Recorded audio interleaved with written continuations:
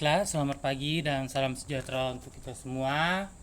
Semoga kita semua tetap sehat, selalu tetap semangat dalam pembelajaran kali ini.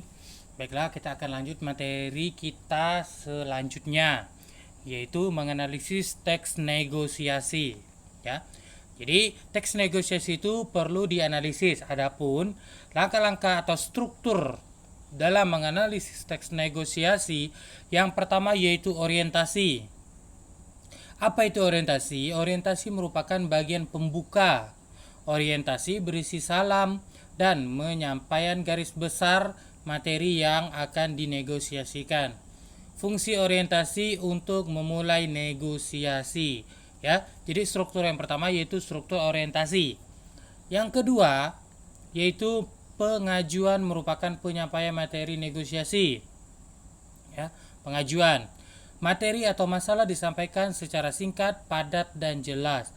Bagian ini dalam negosiasi jual beli biasanya berupa jasa maupun barang yang ingin ditawarkan oleh pembeli atau konsumen. Ya, jadi yang kedua itu pengajuan. Yang ketiga yaitu penawaran. Nah, penawaran merupakan bagian puncak terjadinya negosiasi atau terjadi proses tawar-menawar. Pihak-pihak yang bernegosiasi menjelaskan secara rinci rencana mereka menyelesaikan negosiasi. Masing-masing pihak mengambil jalan tengah sesuai kesepakatan bersama. Jadi penawaran ini yaitu tawar-menawar antara kedua belah pihak yang akan menyetujui suatu perkara. Yang keempat yaitu persetujuan. Persetujuan merupakan suatu keputusan antara kedua belah pihak di dalam suatu penawaran yang sudah diberikan. Bagian ini menandakan telah terjadi kesepakatan di antara masing-masing pihak yang bernegosiasi. Jadi bagian persetujuan ini sudah dilakukan oleh kedua belah pihak yang sudah menyetujui apa yang akan disepakati. Terakhir yaitu penutup, berisi kalimat penutup atau salam penutup. Pasti setiap negosiasi memerlukan penutup, ya, karena di penutup inilah semuanya sudah selesai dalam bernegosiasi. Selanjutnya yaitu kaidah kebahasaan teks negosiasi. Adapun kaidah kebahasaan dalam teks negosiasi ada 3. Yang pertama menggunakan kalimat persuasif. Yang kedua menggunakan kalimat deklaratif. Yang ketiga menggunakan pasang tuturan. Tuh ya. Kita akan bahas satu-satu. Yang pertama menggunakan kalimat persuasif. Apa itu? Kalimat persuasif adalah kalimat yang bersifat membujuk atau menarik perhatian. Nah, jadi teks negosiasi itu harus memerlukan kalimat persuasif. Kenapa? Karena teks persuasif itu kalimat untuk membujuk atau menarik perhatian. Kaidah yang kedua yaitu kalimat deklaratif. Nah, menggunakan kalimat deklaratif yaitu kalimat berisi pernyataan guna memberikan sebuah informasi. Ya. Yang ketiga menggunakan pasang tuturan yaitu tindakan saling memberi pesan dan merespon antara partisipan dalam negosiasi. Jadi, kaidah kebahasaan dalam teks negosiasi itu ada 3. Yang pertama kalimat persuasif, yang kedua kalimat deklaratif, yang ketiga pasang tuturan, ya. Jadi ada 3 kaidah kebahasaan di dalam teks negosiasi. Yang keempat, yang berikutnya, ya, yang berikutnya mengonstruksi teks negosiasi. Nih, selain dalam bentuk lisan, negosiasi juga berwujud tulisan. Salah satu bentuk negosiasi bentuk tulisan yaitu surat penawaran dan pemesanan barang. Surat penawaran adalah surat yang dibuat untuk menunjukkan maksud suatu pihak yang ingin menjalin kerjasama bisnis dengan pihak lain.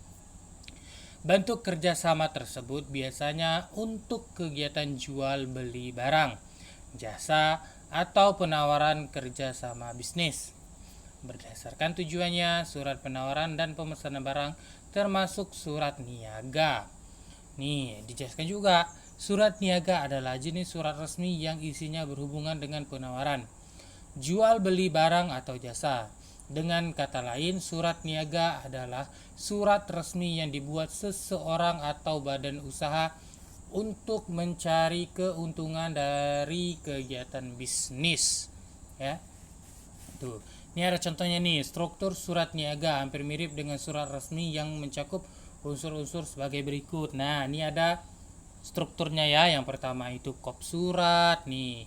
Kop surat adalah identitas suatu instansi agar penerima surat dapat mengetahui asal surat tersebut serta perusahaan atau lembaga apa yang mengirim surat. Nih, kop surat biasanya terletak di bagian paling atas dalam surat. Kop surat memuat hal-hal berikut. Ada nama, alamat, kontak telepon, tuh logo atau lembaga. Yang kedua yaitu nomor surat. Nih, yang kedua nomor surat. Nomor surat adalah suatu tanda berupa gabungan angka dan huruf yang dicantumkan pada surat keluar dari suatu instansi, perusahaan atau organisasi sesuai dengan buku agenda surat keluar atau nomor berkas yang berkaitan dengan surat tertentu. Tuh, yang ketiga lampiran surat. Lampiran surat dapat berupa teks seperti dokumen pendukung, misalnya daftar harga barang, produk yang ditawarkan, dan spesifikasi produk. Yang keempat, perihal surat. Hal yang dikemukakan dalam perihal surat adalah isi pokok surat yang diterbitkan. Yang kelima, alamat dan tanggal surat. Pencantuman alamat dan tanggal surat ditujukan untuk memberikan informasi mengenai tempat dan tanggal penulisan surat tersebut. Yang keenam, salam pembuka. Salam pembuka berfungsi sebagai sapaan dalam surat. Penulisan salam pembuka ditulis dengan huruf kapital di awal dan diakhiri tanda koma. Jadi harus ada salam pembukanya. Yang ketujuh yaitu isi surat. Isi surat meliputi pembuka, isi, dan penutup. Bagian pembuka berfungsi sebagai pengantar bagi informasi yang ingin disampaikan. Bagian isi berisi informasi yang akan disampaikan. Adapun bagian penutup berisi ucapan terima kasih atau harapan dari penulis surat kepada pembaca surat. Ya. Yang kedelapan yaitu salam penutup. Salam penutup biasanya menggunakan kata hormat kami. Penulisan salam penutup sama halnya dengan salam pembuka. Diawali dengan huruf kapital dan diakhiri tanda koma. Tuh, ya. Yang terakhir yaitu nama jelas dan tanda tangan.